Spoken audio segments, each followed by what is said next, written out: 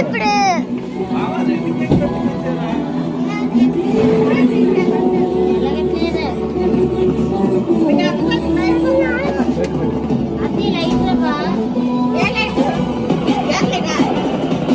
gas light అంట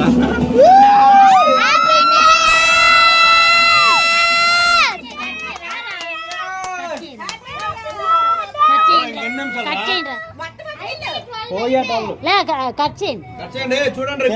ఇట్రా చిన్న ఇది ఇక్కడికి రామా ఇచ్చాడు హ్యాపీ న్యూ ఇయర్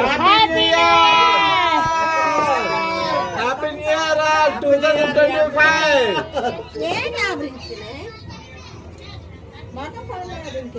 ఇట్రండి ఇట్రా అమ్మా